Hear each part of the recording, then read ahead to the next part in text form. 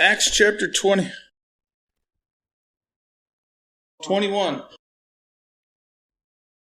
Turn there with me, and because we're going to actually look at a couple of verses. Because this is going to be real short and brief. But the plane is coming in for a landing. And stuff's getting real intense. Acts chapter 21. We're going to read a couple verses in just a second. So, I thought our Bible character had arrived. Miss Sarah, did you see him back there? Oh, there he is. Come on. Yeah.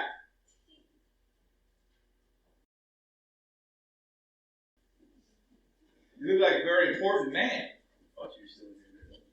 No, I'm done. Oh, they do? Can you introduce yourself? Yes, my name is Agabus. Agabus, thank you. I had to remind you not to do your name. Do you guys want us to use these? Is that what these are for? That's what she told me. Hello? Is it on? Okay, we're good. Mr. Agabus, have you ever used a microphone before? No. All right, so you are a prophet found in Acts chapter 21. Paul has just left Ephesus where he said his final goodbyes to the church. And there was a bunch of weeping and he sailed away, but he commended them unto the Lord and said, I got to go. First, I got to go to Jerusalem. Obviously, you know about that. Then I got to go to Rome. So first he goes to Tyre before he gets to you.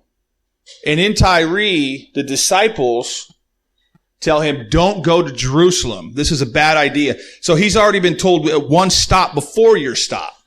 But he continues on, and he goes to Caesarea to Philip's house. And he stays there for quite a long time. Now, Bible says you come down from Judea to Caesarea to Philip's house, and you there meet Paul. Tell me about that conversation with the Apostle Paul. That's right. You got to turn it on. All right. So that's right. So the reason they were so afraid of Paul going to Jerusalem is every little town he went into, all the Jews would follow him around and they would try and stir the crowd up and try and take him out, for all that he was preaching that they were against and didn't like. So if he goes to Jerusalem, that's where they're the most populated. So of course they're afraid of him going there. So I met up and I came into Paul. And being a prophet, I went in and I was able to explain exactly what's going to happen if Paul goes into Jerusalem. And I came in before them into the house, and I took Paul's girdle. I actually have it here with me today. That's Paul's girdle? Yes, and I bound up my hands to show him. I said, the owner of this girdle, if you go into Jerusalem, the owner, they're gonna be bound you up. You're gonna be taken in as prisoner. This is what's gonna happen. Now, I told Paul, this is what's going to happen if you go to Jerusalem, but I didn't tell him not to go. Yeah. But everybody in the house, upon hearing this, they all began to tell him, don't go. No, everyone who was there with him, everyone who was staying there, they told Paul they were worried for his own sake of not go. But Paul, upon hearing all this of what's going to happen, he wouldn't budge. He wasn't going to change his plans or anything. He said, he said that he was going to still go forward. He said he wasn't afraid to be bound and to be imprisoned, that he was ready even to die for the sake of Jesus. Right. So he said, I'm not, not only am I not willing to be taken up, I'm willing to die for the cause of Christ. But you also, it says that you bound your feet. Obviously, you can't do that right now. Yeah, I didn't want to trip.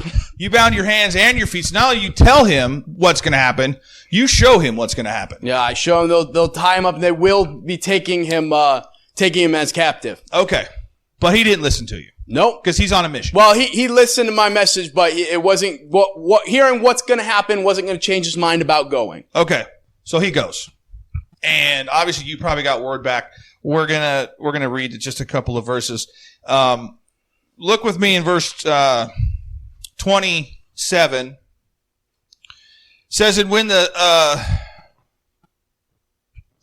Verse 27, when the 7 days were almost ended, the Jews which were of Asia, when they saw him in the temple, so now he's in Jerusalem preaching. Mm-hmm. When they saw him in the temple, stirred up all the people and laid hands on him, crying out, Men of Israel, help! This is the man that teacheth all men everywhere against the people and the law and this place, and further brought Greeks also into this temple, and have polluted this holy place. So in verse 30, it says all the people was moved and they ran together and they took Paul and drew him out. So now they arrest him, but they said that he's continued to pollute this holy place of the temple. They continued to say that about him. Why is he polluting the temple? That's right. A big issue they had with Paul there is they were trying to stick to the old ways, and as God has given the Gentiles now, he's grafting them in, they're coming in, something that's already been dealt with, and they're still holding on to this idea of it being unacceptable. So Paul going into the temple and bringing these other fellow believers with him that happen to be Gentiles, they can't stand this. They're going to finally do something about it, and they finally get their hands on Paul. They don't want these Gentiles in there. They're upset that these people aren't following the old law of Moses and that they're not, doing things the way that they would have them be. These things that they're keeping others from coming in and becoming believers. And it's wrong of them. These things that God has already set and that God has, shared with all the different the disciples and the apostles and these men who are still trying to keep these from coming in and, being believers themselves. So it says, and all the city was moved. So this is a massive uproar. They said, look, that's the guy that keeps teaching these people these doctrines that we don't know about.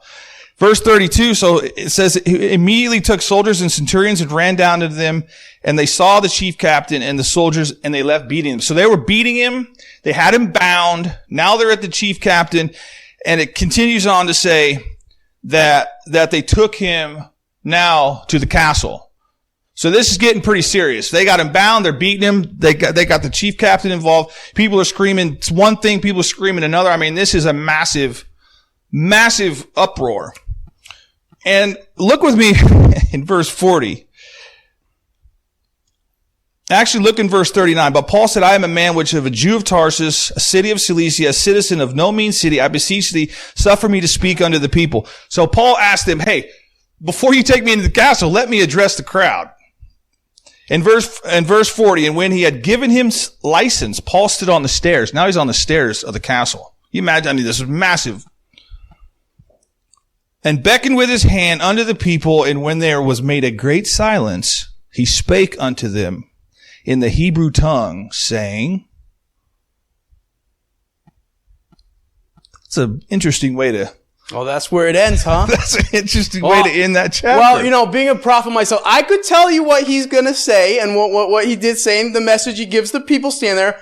Or, you can just read it for yourself and, we'll be back again next week and discuss it then. Okay, so your prophecy came true, but Paul has a mission. He's on the mission of the Lord Jesus Christ. This is a huge scene. He's on the stairs.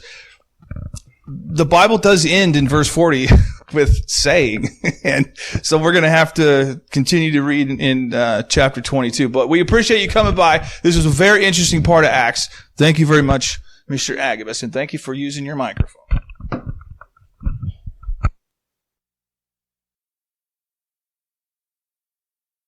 You've been listening to a message from the pulpit of Town Center Baptist Church in Happy Valley, Oregon. We invite you to come visit us at 10505 Southeast 85th Avenue in Happy Valley. If we can be of help to you, please call us at 503-659-4494. We wish you God's very best.